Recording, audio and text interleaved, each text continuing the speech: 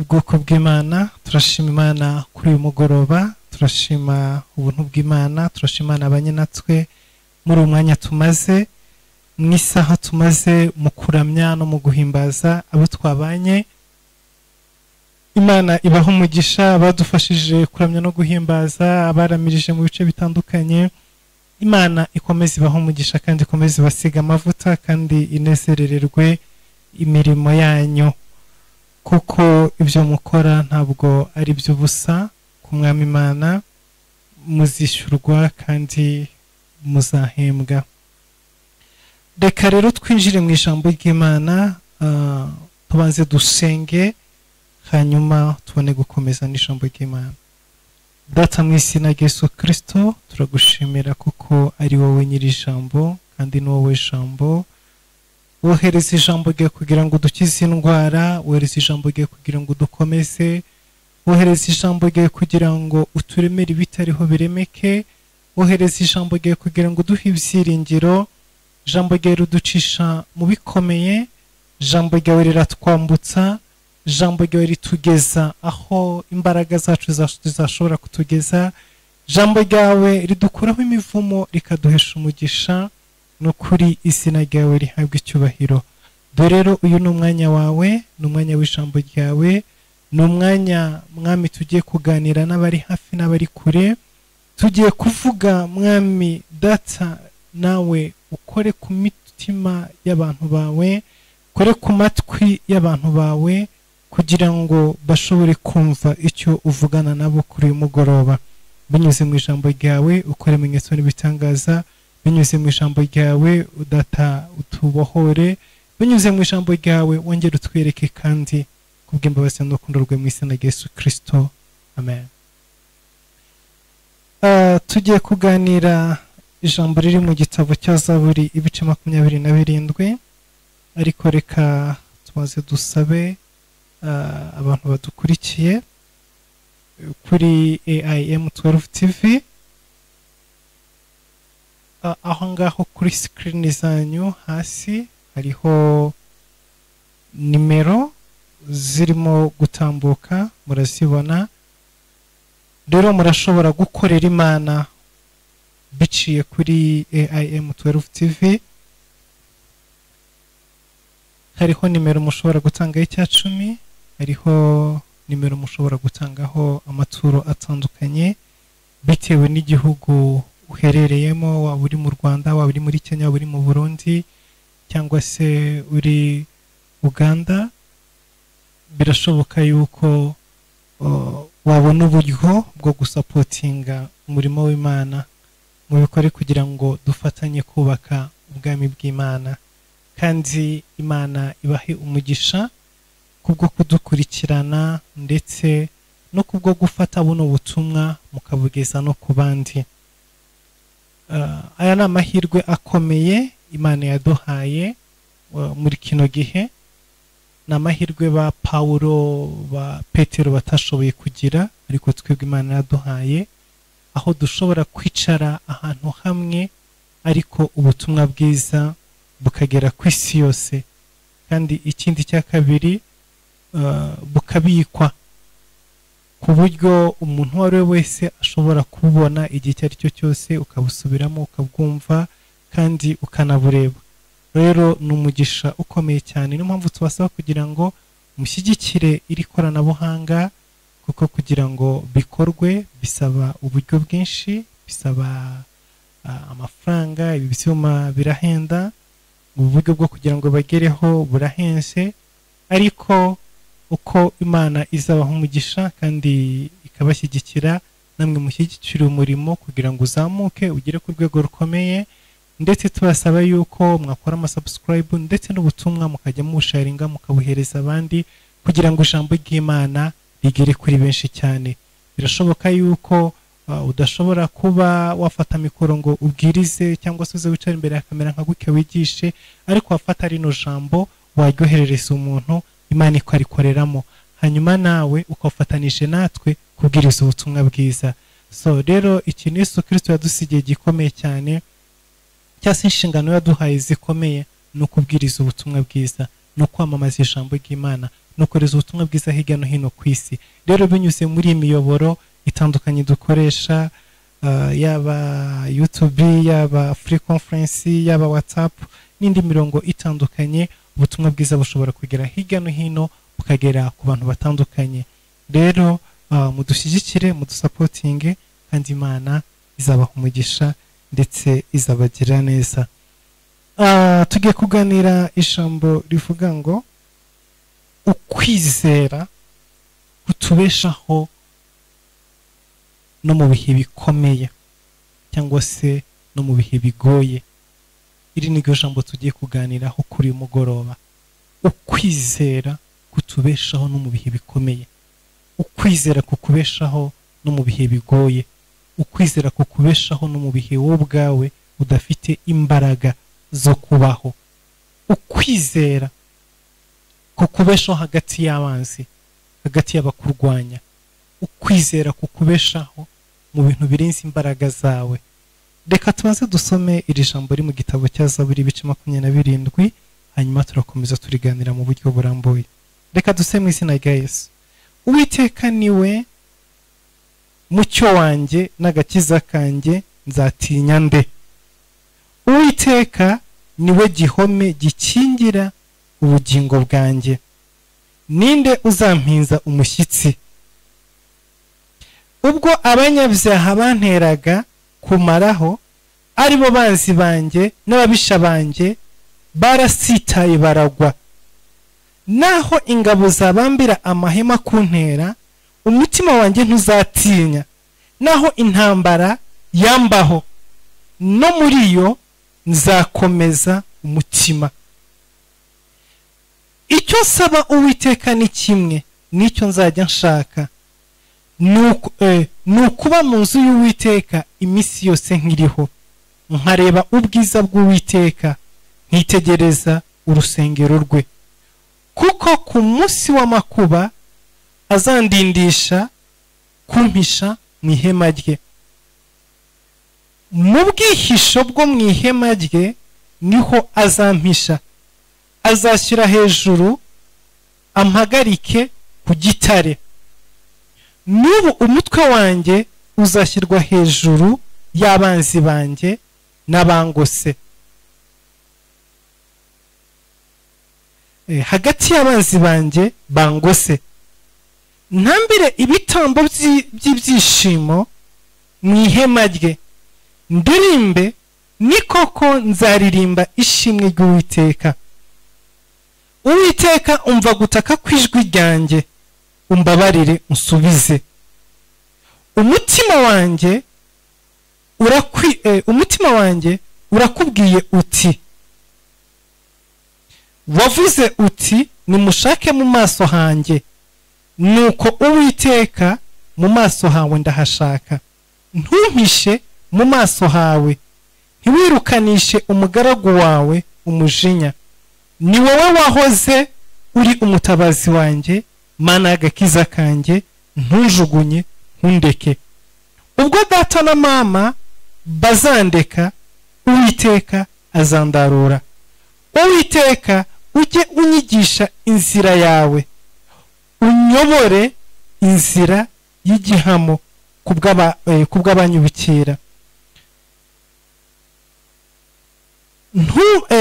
Ntumpe abantera kunkora uko bashaka, kuko abagabo b'indarikwa bampagurukiye n'abavuga iby'urugomo. Mba nararabye iyo ntizera ko nzareba kugira neza k'Uwiteka mu isi y'ababaho. Tegereza Uwiteka, komera umutima wawe, uhumure, ujye utegereza Uwiteka. Haleluya.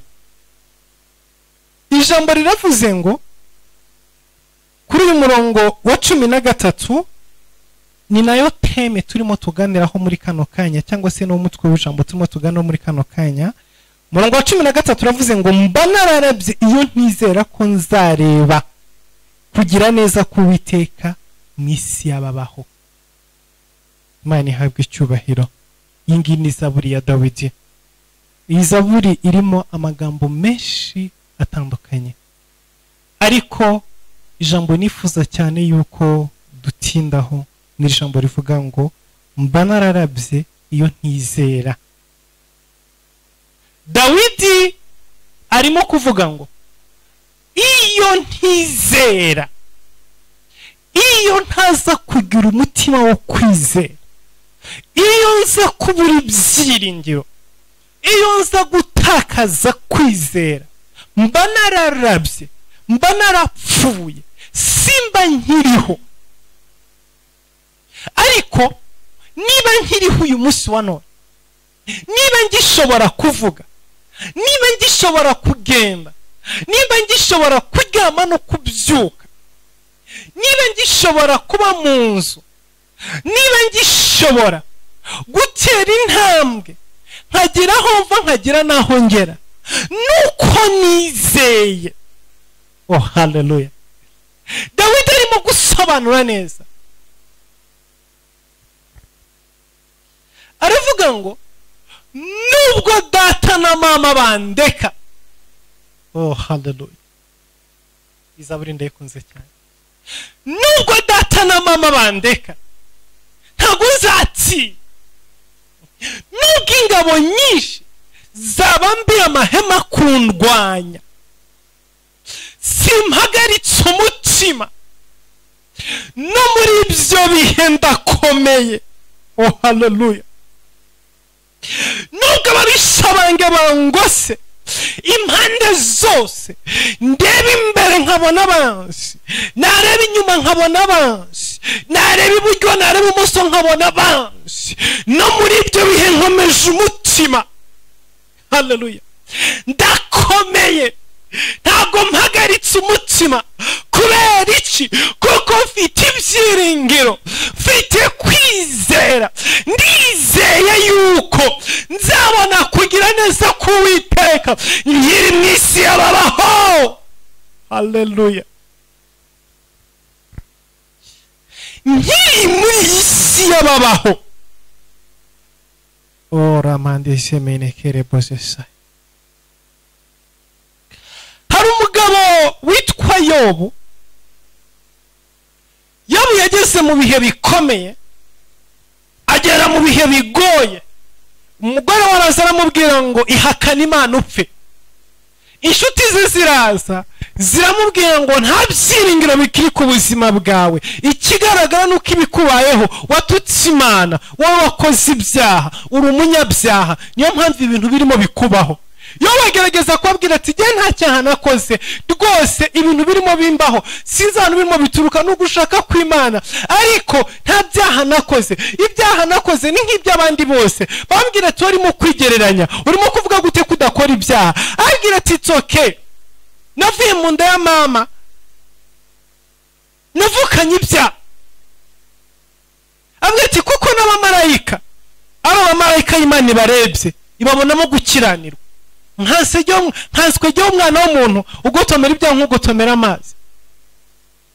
Bisobanuye neza ngo kuba nakora icyaha, reka ndeke kwirirwa mbiharira cyane, ndeke kwirirwa njya mu manza nyinshi.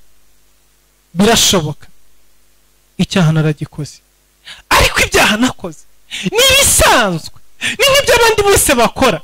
Nuko ndi umuntu wabyawe n'umugore, nuko ndi umuntu w'inyama n'amaraso, ariko mu minsi yo kubaho kwanjye nagerageje gukiranuka.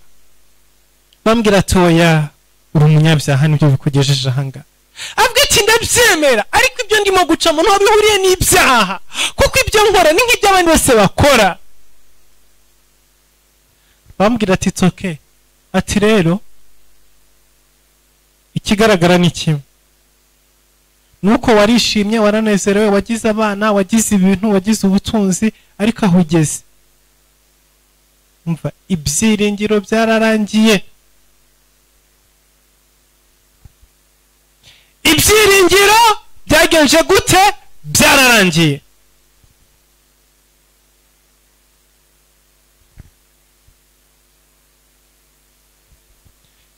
Ibyiringiro byararangiye. Arangije arabitegereza, arababwira ngo it's okay, ndemera ko ibyiringiro byarangiye muri iyi si. ariko hari ibindi byiringiro ngisigaranye. Ndazi yuko nimara gupfa nkava muri iyi si, umubiri wanjye ukabora, amaso yanjye azagira ubushobozi bwo kureba umucunguzi wanjye. Nzamureba kandi nzamukoraho mu bundi buzima no mu yindi si no mu yindi mibereho. Nzabona umwami wanjye, nzabona umucunguzi. So ni ukuvuga ngo Yobu yahuye n'intambara, agera ahantu ibyiringiro byiwe muri iyi si abitaransifera, byimukira mu isi no mu bundi buzima. Apana ubu ngubu. Agera ahantu abona yuko ibyiringiro byo muri ubu buzima byo muri isi y'ababaho byo birangiye, ariko aravuga ati it's okay, ibyahangabyo byo birarangiye. Mbuzumpumuriza, mbuzumbwira ngo nkomere, inshuti zanjye zinyeretse ko bidashoboka, abavandimwe banjye banyeretse ko bidashoboka, umugore wanjye anyeretse ko bidakunda, ariko ntacyo nsigaranye ibyiringiro byo mu yindi si zaza. Ariko Dawidi aravuga ngo no, kuri jye siko bimeze, ndizeye. Haleluya. Mfite ibyiringiro ko muri ubu buzima nyine, muri iyi si y'ababaho, nzabona kugira neza kw'Imana. Yewe ndatandukana nayo. Yoba afite ibyiringiro byo mu bundi buzima, yaramaze gupfa ko azongera kubaho. Ariko jewe ndafite ibyiringiro byo muri iyi si, ndizeye Imana. Aravuga ngo mba nararabye iyo ntizera ko nzareba kugira neza k'Uwiteka mu isi y'ababaho. Arabisobanura, ntabwo ari inyuma y'ubu buzima, ntabwo ari mu ijuru ageze ku Mana, oya, ntabwo ari ku munsi w'imperuka Yesu Kristo aza gutwara umugeni.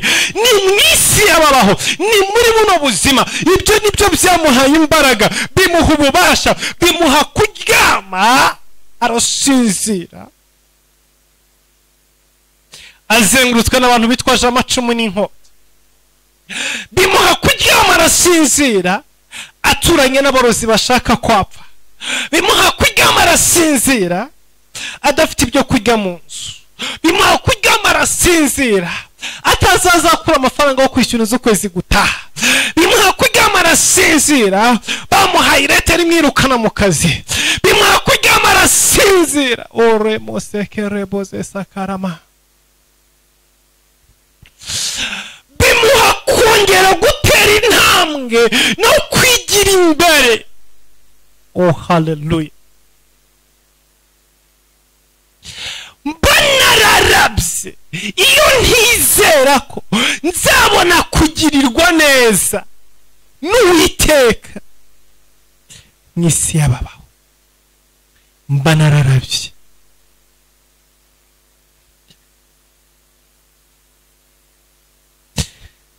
Murongo wa mbere avuga ngo Uwiteka niwe mucyo wanjye n'agakiza kanjye, nzatinya nde?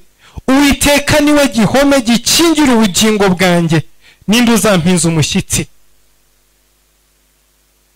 Murumva rino jambo, murumva umurongo wa mbere, ninde uzampinza umushyitsi?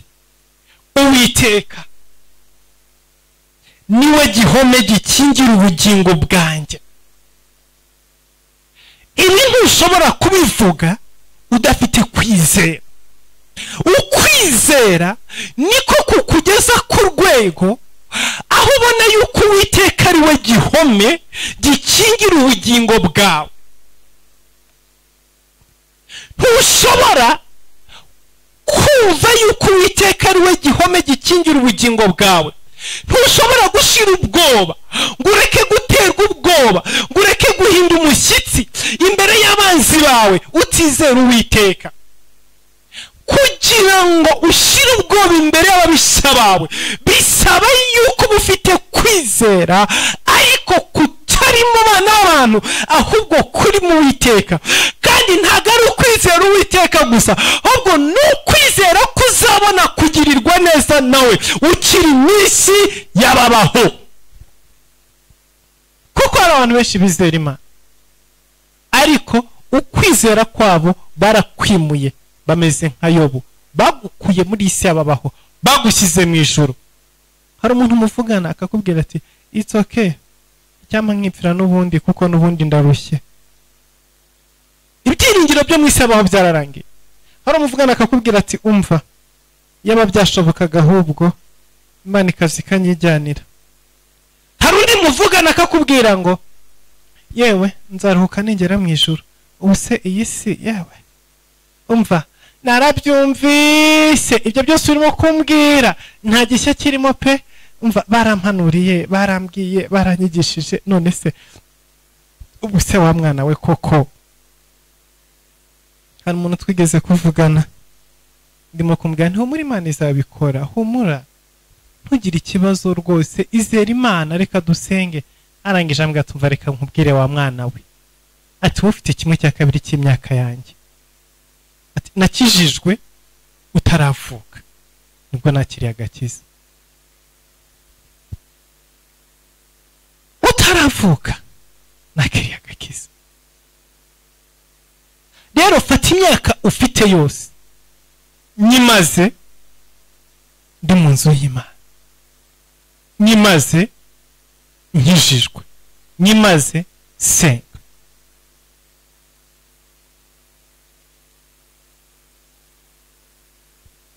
numvise amasezerano menshi atagira uko angana, nahuye n'abakozi b'Imana benshi batagira uko bangana, narizeye bishoboka. uyu munsi wa none mfite imyaka irenga 50 na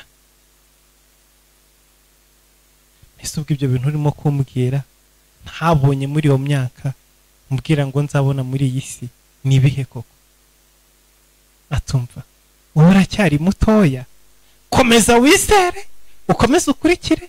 ati jya ikintu usaba Imana ni kimwe, izanyihera iherezo ryiza inyihera ubugingo buhoraho. ati ubundi umwanya ngihumeka mbona ibyo kurya naho kuryama, ibisigaye nimwishakire muracyari batoya. uyu muntu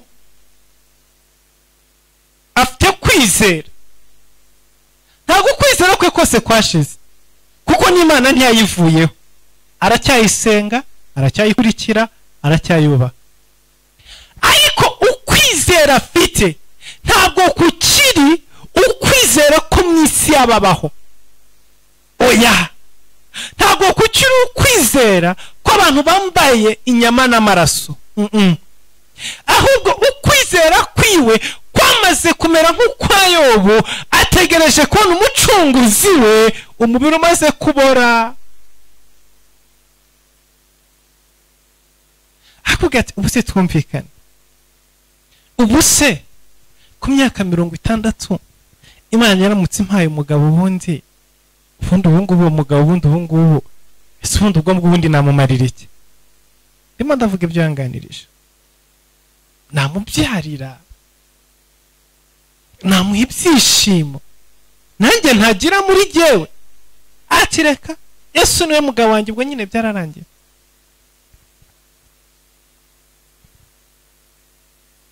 atariko icyo ngusabye ni kimwe, nupfuka mugasenga ujye usenga Imana inyihera ubugingo buhoraho, ujye usenga Imana indindire mu gakiza, nta bindi bisigaye. iyo paji rwose reka tuyikorozinge tuyishyire ku ruhande. bibaho uwo nuwo twaganiriye, kumbure nawe hari uwuzi, cyangwa se nawe hari umwahuye nawe, cyangwa se nawe hari ukumeze, cyangwa se wenda nawe urimo kunyumva ushaka kuba uri muri uwo mwanya. ariko Dawidi aravuze ngo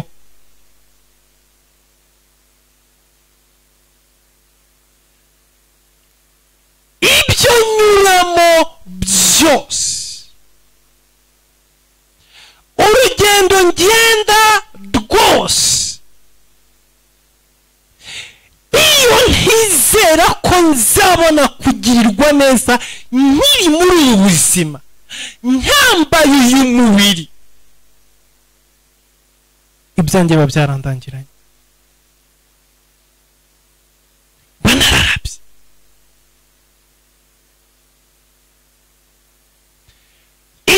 kwizera.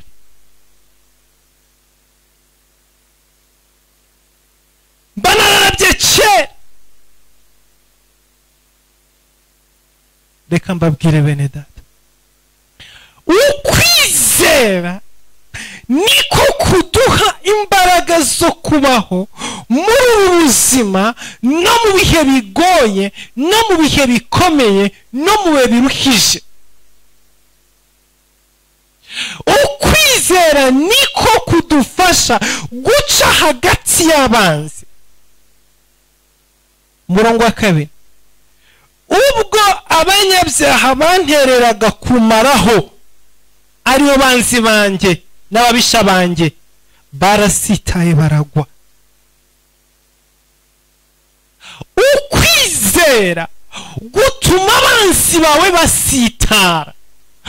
Ukwizera gutuma baguhiga bagwa. Ukwizera gutuma dutsinda baturwanya. Ntuzigere utsinda ababisha bawe n'umunsi wa rimwe nurambika kwizera hasi. Ukwizera ni intwaro irwanya abanzi b'ubuzima bwawe. Nubwo bagutera, biravuga ngo bazaca mu nzira imwe baguteye, ariko bazaguhunga baciye mu nzira 7. Dawidi baravuga ngo ahubwo ntago bampuze gusa, ahubwo igihe banteraga baraguye, barunamye baragwa. Oh hallelujah.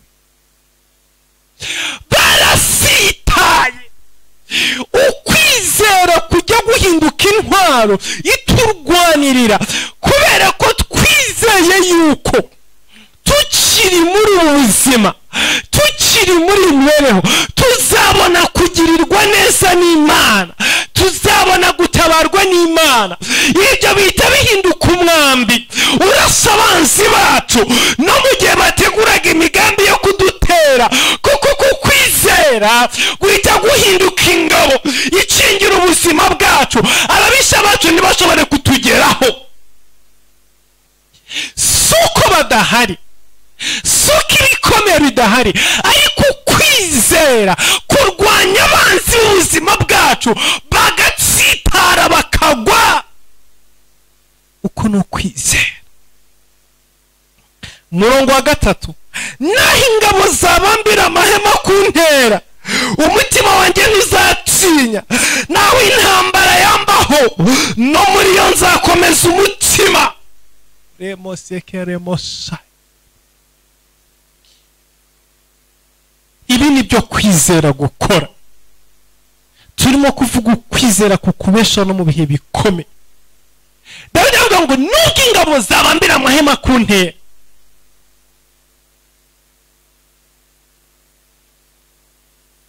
umutima wanjye ntuzatinya. Muzi ikintu kidutera ubwoba, ikintu gituma turara turira, ikintu gituma turwara pressure, za diabetes zizamuka, turwara imitima itari ngombwa, tuzana iminkanyari, dusaza ku myaka 30, iminkanyari kabarangije kuza mu maso.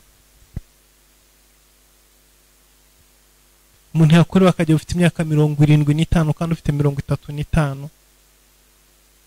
No kutizera. Iyo wabuze kwizera, umutima wawe uba ataka. Satani yataka umutima wawe ugatangira kurwara pressure. Iyo wabuze kwizera, abantu bafite kwizera muri bo ntibasaza. Abantu bafite kwizera muri bo ntibarwara ibirwara ibyo ari byo byose. Abantu bafite kwizera muri bo. Kubera iki? Ingabo zabambye amahema ziragukikuje, ugapanika, ukarara udasinziriye, imitsi y'umutwe ikaranda, umutima ugatangira guterera mu 180, ukarara udasinziriye bukagukeraho, kirwa wahangayitse, ibyo wariye ntibikugere ku mubiri. Ndapfuye. Mu gihe gito cyane urapfa tukagushyingura. ukibagirana burundu. Ariko umuntu ufite kwizera, haleluya,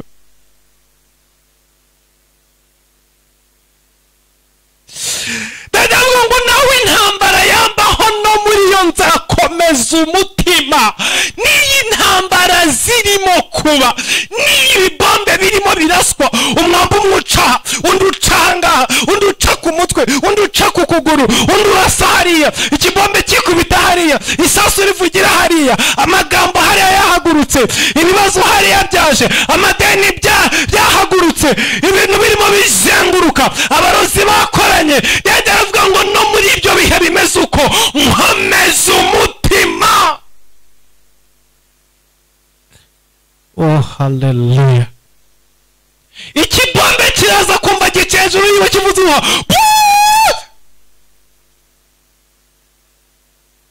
yarangiza akakireba, ntegereje kuzabona kugirirwa neza n'Uwiteka nyine muri ubu buzima. Haleluya.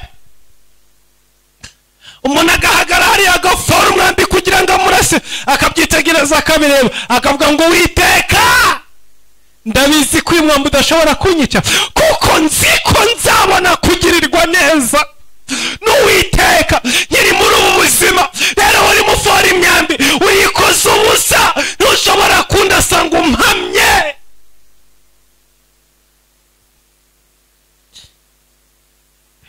Iyo umuntu afite kwizera ko azabona kugirirwa neza n'Uwiteka mu isi y'ababaho, niyo bamubwira ngo ibyawe birarangiye, umutima we ntubyakira ko birangiye. Aravuga ngo no, birangiye gute se? Hari neza ntegereje. Ibi Dawidi avuga n'ubuzima yabayemo.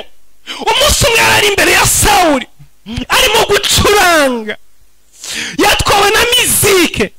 Sawuli arangije afata icumu mu ntoki ziwe, amuhagaze imbere, arangije aribanguye. Dawidi araryitegereza, arangije aravuga ngo Sawuli urikoze ubusa, kuko nizeye ko nzabona kugirirwa neza n'Uwiteka mu isi y'ababaho. Iryo cumu ryawe ntirishobora kunyica, kuko rinyishe ntabwo nazabona kugirirwa neza n'Uwiteka, keretse mbaye ibyiringiro byanjye ari byo kuzamubona narapfuye. Kandi ibyiringiro byanjye, ukwizera kwanjye si uko kuzabona Imana narapfuye gusa, oya, nizeye kuzayibona nyiri muzima. Rero iryo cumu ntabwo rishobora kunyica.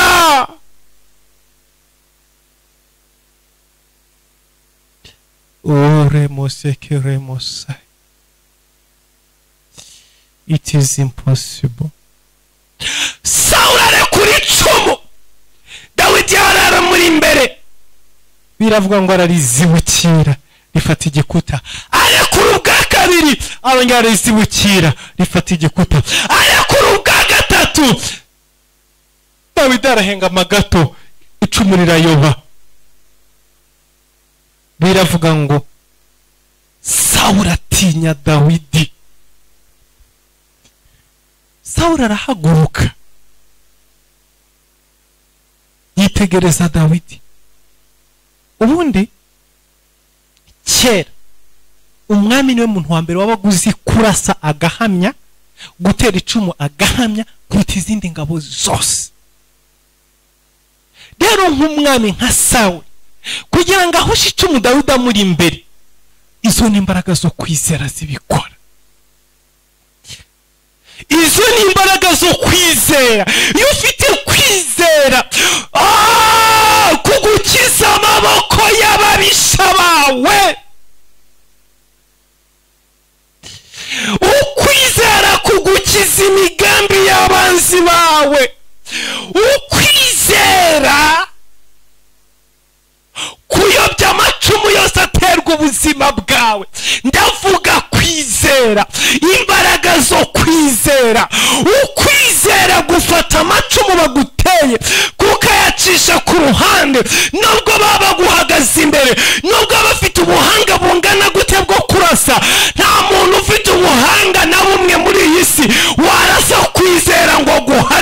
ntibibaho. Oh haleluya. Manderia basekere mosakara masai.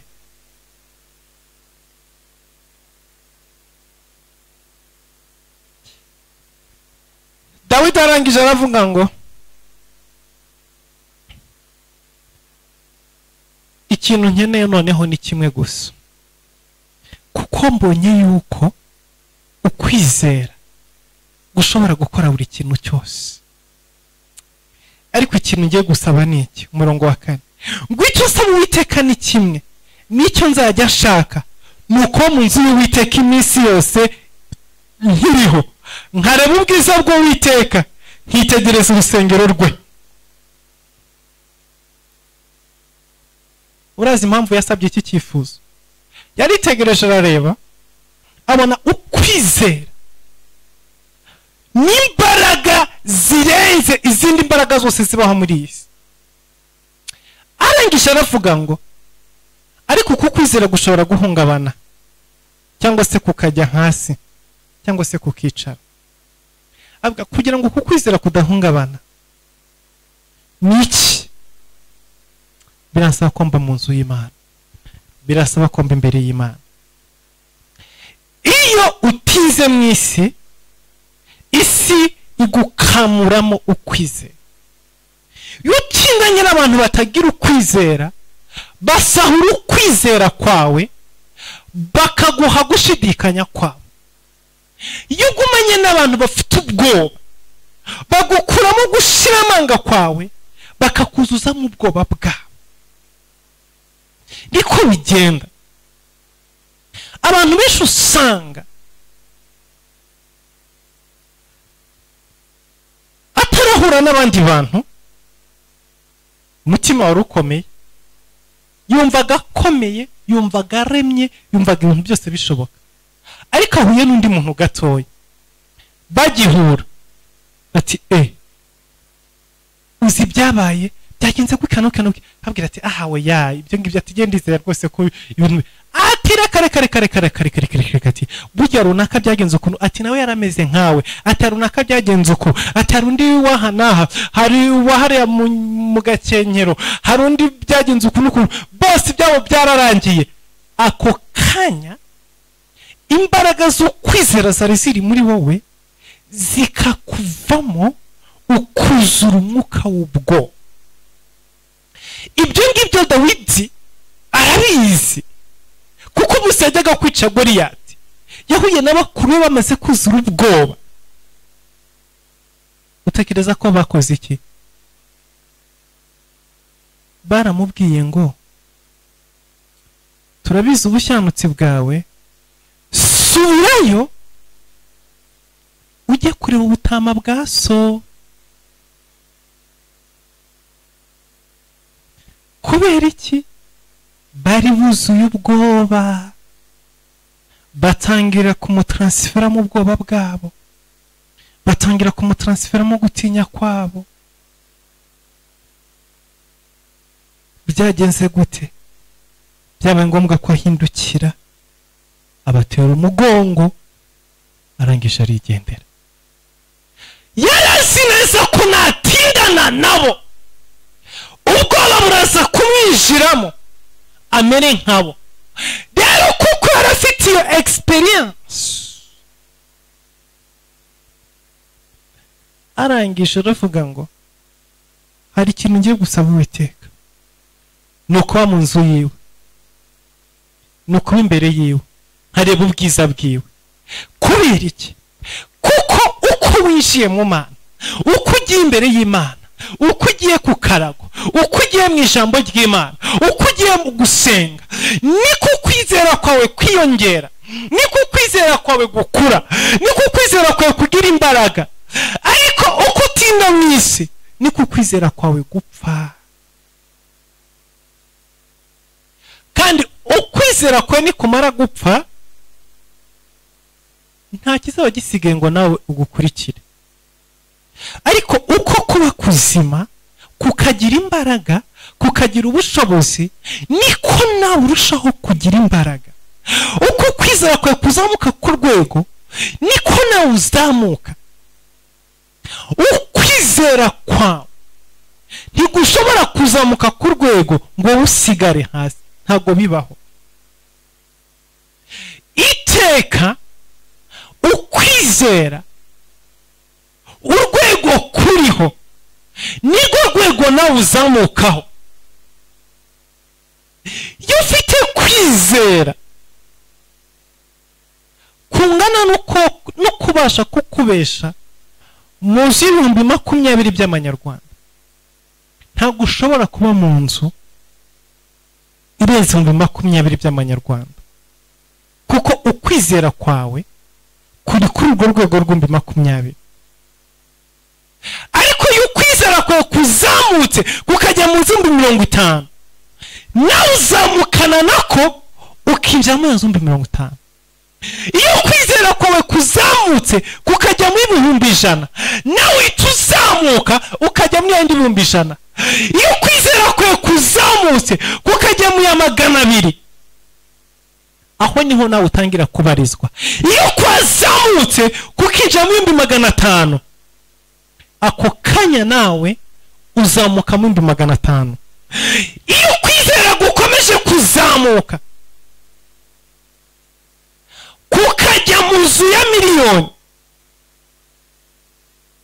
uko niko nawe uzamuka kuri urwo rwego.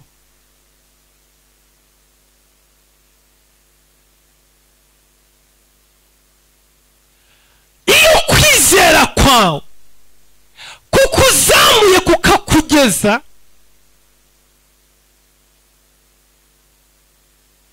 ku rwego rw'uko ushobora kuba mu yawe, nubwo byatinda, ariko ko kwizera kuzakujyana kwa gutereka, uzinjira mu iwawe. Iyo kwizera kwawe kuzamutse kukava ku rwego rw'uko ushobora kugenda n'amaguru ukagera ko ushobora kugura moto yawe, kuzakujyana kuri iyo moto. Ni kuzamuka ukajya ku modoka ya kavatiri ya 2.5 million, ukwizera kwawe nawe niho uzajya, niho uzatangira gutwara.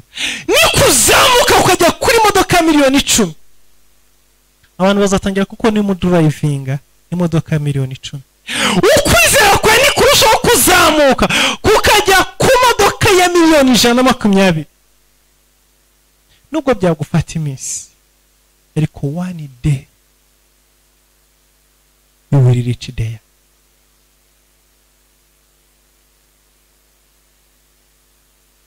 Uzagerayo.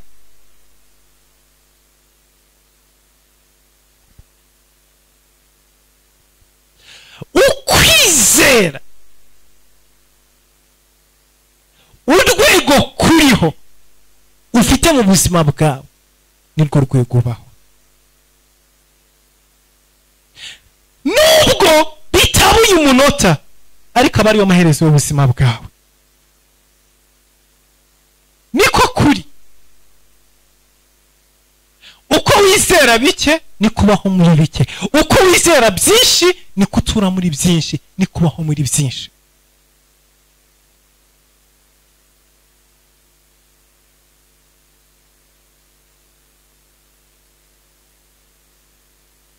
Murongo wa 5 ngo kuko ku munsi w'amakuba azandindisha kumpisha mu ihema rye.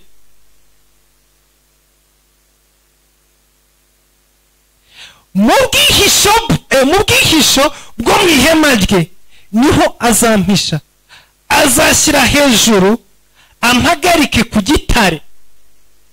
Haleluya. Urumva kwizera? Azashyira hejuru ampagarike ku gitare. Nubwo ngo ukwizera kuri muri Dawidi kuramwemeza ko no ku munsi w'amakuba Imana ibasha kumuhisha hejuru y'ibyo ngibyo, kubasha kumuzamura kukamushyira ku rutare. Oh my God.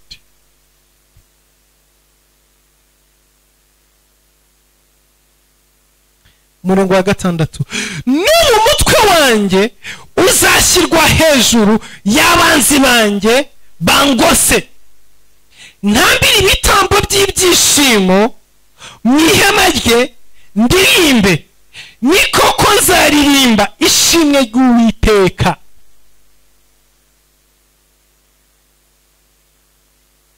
Haleluya. Ni koko nzaririmba ishimwe ry'Uwiteka. Ibi nibyo kwizera gukora.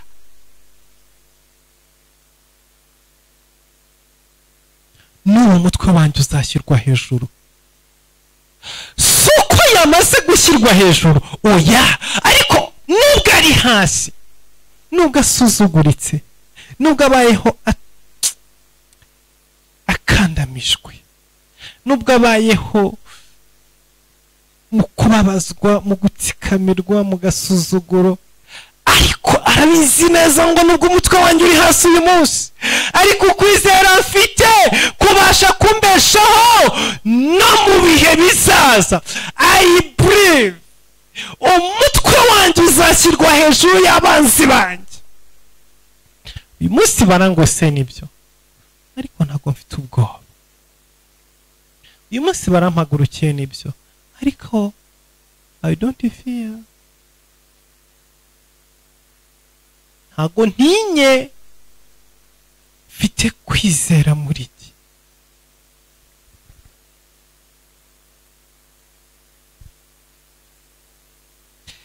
Murongo wa 7, Uwiteka umva gutaka kwijwi ryanjye, umbabarire unsubize. Wa 8, umutima wanjye urakubwiye uti, wavuze uti nimushake mu maso hanjye, nuko Uwiteka w'amaso hawe ndahashaka. Kwizera niko gutuma dusenga. Ukwizera niko gutuma dushaka Imana. Ntushobora gushaka Imana udafite kwizera, kuko Imana ntiboneshwa amaso.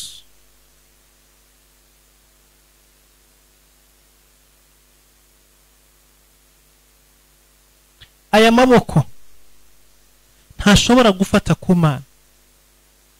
Imana ntabwo ari nk'iyi telefoni ufata ngo uvuge ngo iyi telefoni ndayibonye, irimo umuriro, imeze uku, isuku. Imana ntabwo ari nk'iyi telefoni. Ntabwo ari nka papa cyangwa mama, si nk'umugabo wawe uvuga ngo ndamutegereje nataha kumugoroba ndaza kuvugana nawe. Oya, ntigaragara.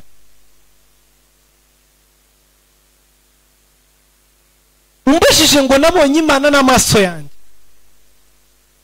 nakubwira ko nabonye imirimo yayo, nakubwira ibyo Imana ikora, kuko nabonye Imana.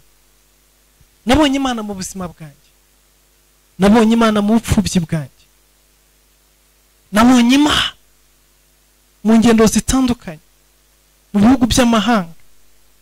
Nabonye Imana, nta muntu n'umwe mfite wo guhamagara, wo kubaza, wo kubwira ngo meze gukana gutya. Nabonye imirimo y'Imana, ntangira ibintu, ntafite support nimwe, ntafite financial support, ariko nkabona ukuboko kw'Imana kubyinjamo bigakorwa bikarangira. Nabonye Imana ninjira mu ishuri, ntafite umubyeyi n'umwe wo kunyishyura, ntafite umuvandimwe, ntafite inshuti yanjye, nta muntu n'umwe unezwa ubuzima bwanjye, ariko mbona ukuboko kw'Imana kwishyura ishuri rirarangira, mbona ibikenewe byose bikorwa birarangira. Iyo ni Imana. Nabonye imirimo y'Imana, nabonye imbaraga z'Imana, nabonye Imana ntegura mariage ndigiye nyine mu gihugu cy'amahanga.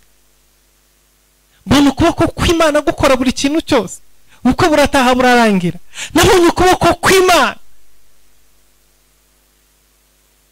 Wambaza ngo Imana yarihe, nanjye ntago mbizi, ariko aho yari iri hose icyo nzi cyo nuko yakoze. Icyo nzi cyo nuko ibyo yatangije yabirangije. Icyo nzi cyo nuko isezerano ryayo ari ukuri. Numvise ijwi ry'Imana, n'ubu numva ijwi ry'Imana. Imana inyereka ibintu byinshi bitandukanye, ariko ntabwo ndayibonesha amaso. Iyo niyo Mana. Rero kugira kugira ngo ikintu kivuge utakireba, ucyumve, ukize, ucyumve, ibyo cyavuze ubifata ubike muri wowe. N'imbaraga zo kwizera, ntabwo ari imbaraga zisanzwe. Kugira ngo ugende upfukame mu cyumba uri wenyine uvuga ibyo ushaka byose urangize, kandi uhaguruka uzi ko ari uwo mwavuganye nawe, kandi uzi ko bizakorwa, atari Imana yonyine gusa yuzuza kwizera muri wowe, atari ukwizera kuri muri wowe, ntabwo bishoboka, n'ubusazi. Niyo mpamvu abantu muri Aziya bajya kure cyane, bigatuma agenda akifatira igiti akagiha amaso akagishyira, yabona inzoka ifite imitwe 7 ati niyo Mana, kuko ubundi ntabwo byumvikana ukuntu twebwe abarokore twizera.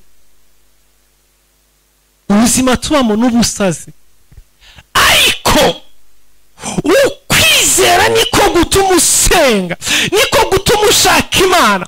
Udafite kwizera ntiwasenga, udafite kwizera ntiwaririmba, udafite kwizera ntiwaramya, udafite kwizera ntiwatanga amaturo.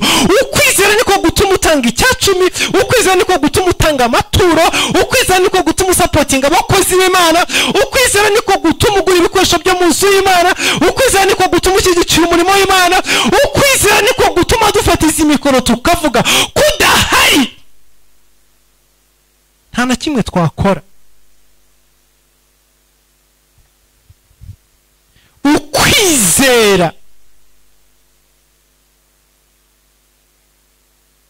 nicyo Dawidi arimo kuvuga kuri uyu murongo wa 7 ngo Uwiteka umva gutaka kwijwi ryanjye, umbabarire unsubize, umutima wanjye urakubwiye uti, wavuze uti nimushaka amaso hanjye, nuko Uwiteka amaso hawe ndahashaka. Dawidi arimo arashaka amaso y'Imana. Natwe gitombwa tubyuka tuvuga ngo turashaka amaso y'Imana, every day in morning glory turashaka amaso y'Imana, tugafata tukiriza tukeka ibyo kurya, ibyo bikorwa no kwizera. Ukwizera niko gutuma tuba muri uru rugendo. Kubatizwa amazi menshi ni iki? Ni ukwizera. Udafite kwizera ntiwabikora. Niyo mpamvu umuntu muzabona atabatizwa amazi menshi ntimukamurenganye, uko kwizera ntabwo arakira, ariko umunsi ko kwizera kwaje muri we azamanuka amabatizwe. Ikintu kigutandukanye n'umuntu wagiye muri pisine koga ni iki? Ni ukwizera. Kuko n'uwagiye muri pisine koga yamanutse marira, ajya hasi arongera arazamuka hejuru, ariko bihindutse koga kubera iki? Nta kwizera kubirimo. Ariko wowe ubwo twakumanuraga mu mazi menshi ukongera ukazamuka, byaguhaye kuvuka ubwa kabiri kubera iki? Ukwizera. Murongo wa 9, ntumishe mu maso hawe, ntiwirukanishe umugaragu wawe umujinya, ni wowe wahoze uri umutabazi wanjye, Mana agakiza kanjye, ntunjugunye ntundeke. Uko ni ukwizera. Murongo wa 10, ubwo data na mama bazandeka, Uwiteka azandarura. This is the powerful of faith. Ubwo data na mama bazandeka, Uwiteka azandaru. Ukwizera kukubeshaho naho ababyeyi bakuretse, ukwizera kugucisha mu nzira n'abavandimwe bagutari, aho umuryango utari, aho abavandimwe batari, aho ababyeyi batari, aho nta muntu n'umwe mufite icyo mupfana.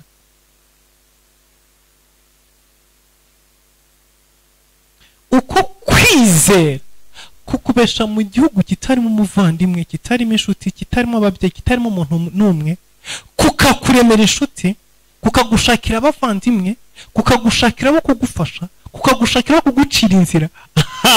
Ukwizera. Ukwizera kukuremera umuntu gukingura amarembo kuri buri rembo ugezeho, ugasanga umuntu agukinga akakubwira ngo injira.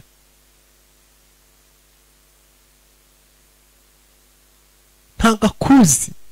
Even you don't know him. But in face, mu kwizera, iki nicyo dademo nubwo data na mama bana Uwiteka azantoragura. Ukwizera ntacyo na kimwe gusiga inyuma.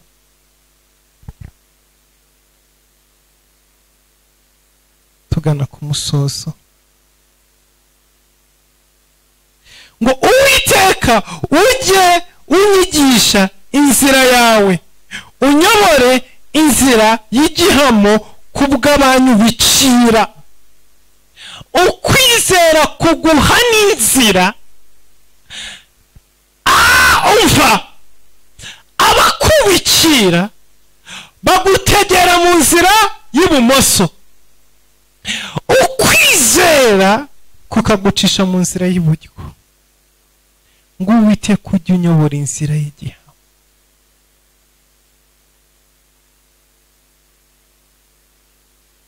Umurongo wa 12 ngo ntume abantera kunkora uko bashaka, kuko abagabo b'indarikwa bampagurukiye n'abavuga iby'urugomo. Mu kwizera uganira n'Imana ukabwira ngo Mana, ntumpe abanyanga, ntumpe abangirira nabi, kunkora ibyo bashaka.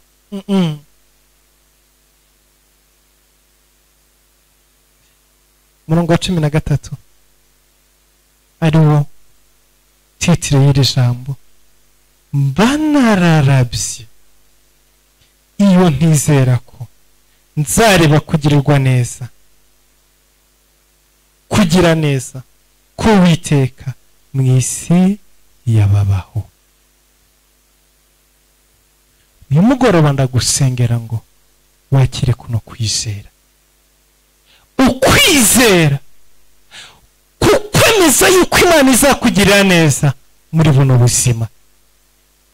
Ukwizera kukwemeza ko Imana izagutabara muri urwo rugo urimo, muri ubwo buzima ubayemo, muri iryo shuri urimo wiga, muri ako kazi urimo ukora, muri icyo gihugu urimo, muri iyo karitsiye urimo, muri iyo business urimo gukora, muri iyo poroje ufite, muri iyo mishinga, muri iyo nzira ucamo ijoro n'amanywa. Ukwizera kukwemeza yuko uzabona kugirirwa neza. Nubwo uyu munsi none ntacyo urimo ureba, ariko reka amaso yo kwizera abone kugirirwa neza n'Uwiteka mu isi y'ababaho, aho nyine wasuzuguriwe, aho watukiwe, aho ngaho ibintu byakubereye bibi, muri iyo nzu bakutukiyemo, aho ngaho burariye wabwiririwe, aho ngaho ramasekeremo sayini. Reka kwizera kukwemeza yuko Imana izakugirira neza, uzabona kugirirwa neza mu isi y'ababaho. Ibi urimo gucamo bikomeye, ibi urimo gucamo bigoye, reka ukwizera kubigusohoremo, reka ukwizera kuguteza intambwe igusora muri ibyo bihe. Reka ukwizera kukubesheho muri iyi minsi mike isigaye ngo umwaka urangire. Reka ukwizera kugusore muri uyu mwaka, kukwinjize mu mwaka utaha. Reka ukwizera kuzuza amasezerano yawe. Ukwizera kuguha itoto. Ukwizera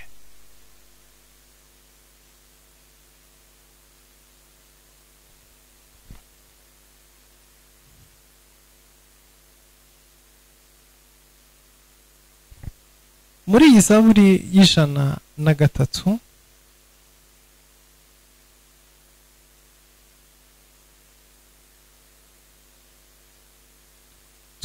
twayihimbaje mu Imana kare.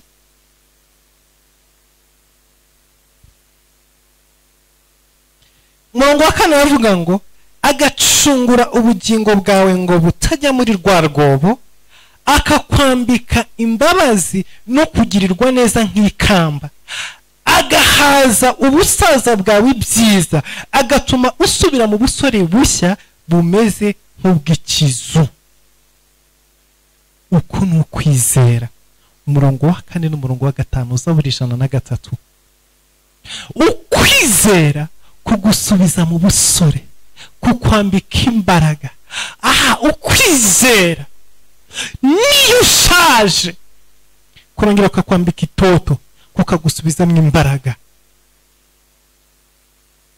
Ukwizera uyu mugoroba Imana iguhe uko kwizera. Imana iguhe kwizera kugusubizamo imbaraga. Imana iguhe kwizera kugucisha mu birimo gucamo. Imana iguhe kwizera kugusubiza mu busore. Imana iguhe kwizera kugusubiza itoto. Imana iguhe kwizera gutuma n'ibyo Imana yakuvuzeho. Imana iguhe kwizera atari ukuzakugeza mu ijuru gusa, ahubwo kukubeshaho no muri iyi si. Reka dusenge Imana. Data mu izina rya Yesu Kristo, mu izina rihambaye, turasenga ubwoko bwawe, turasenga abana bawe twabanye muri ano materaniro kuri uyu mugoroba. Reka Mwami wuzuze kwizera mu buzima bwabo, ubahe kwizera kuvuye imbere yawe. Mwami ubahe kwizera gutuma baca mu bintu bikomeye bakabicamo nk'ibyoroshye. Ubahe kwizera kubinjiza ku masezerano. Mwami utwuzuze kwizera kutubeshaho kwindi dimension. Utwuzuze kwizera kudukingurira imiryango ikinze muri iyi si. Utwuzuze kwizera kunesha ababisha bacu. Utwuzuze kwizera guhagarika imigambi y'umwanzi. Utwuzuze kwizera gusenya ibihome by'abadayimoni. Utwuzuze kwizera kurimbura imigambi y'ikuzimu. Utwuzuze kwizera gukuraho imirimo y'abagome. Utwuzuze kwizera kutugeza mu masezerano. Utwuzuze kwizera gutuma tukubonera muri ubu buzima. Urakoze kumva gusenga, izina ryawe rishimwe, mu izina rya Yesu Kristo Nazareti, amen. Imana ibahe umugisha, mwakoze kubana natwe muri aya materaniro. Ubwiza bw'Imana bukomeze bubane namwe, mu izina rya Yesu, amen.